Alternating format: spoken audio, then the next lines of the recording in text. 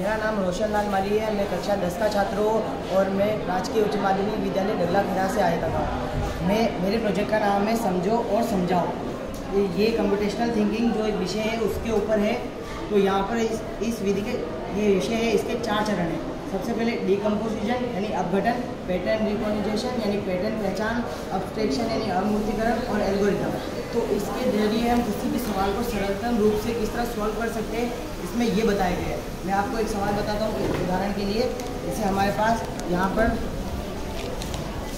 10 अंकों की 10 अंक है, ये सभी विषम हैं। तो हम इस विधि से करेंगे। सबसे पहले हम अपघटन करेंगे। अपघटन के लिए हम इसके टुकड़े कर देंगे। जो हुए 11, 13, 15 ये हो रखे।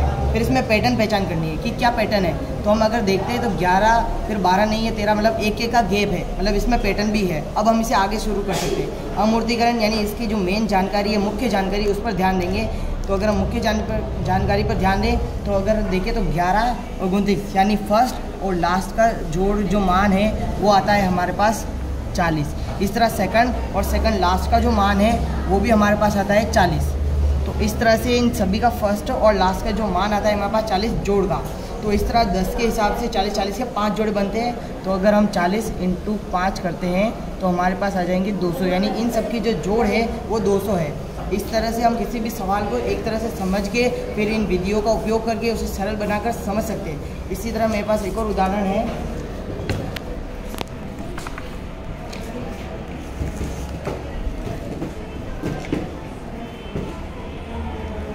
जैसे ये कोई आकृति है, हमारे पास सवाल है कि इन आकृतियों का क्षेत्रफल निकालना है।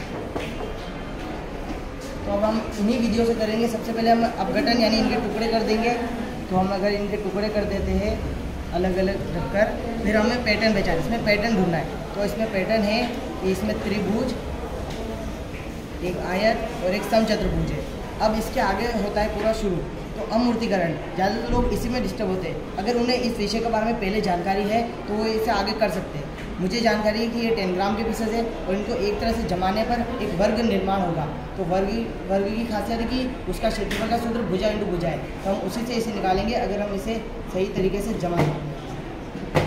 हमें इसे जमाना होगा।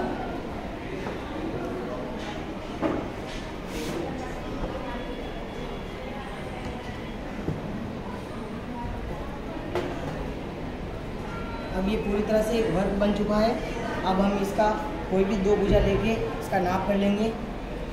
20 यानी 20 × 20, तो 20 का वर्ग हो जाएगा 400, यानी इस पूरी आकृति का हमारे पास आ चुका है 400 सेंटीमीटर स्क्वायर।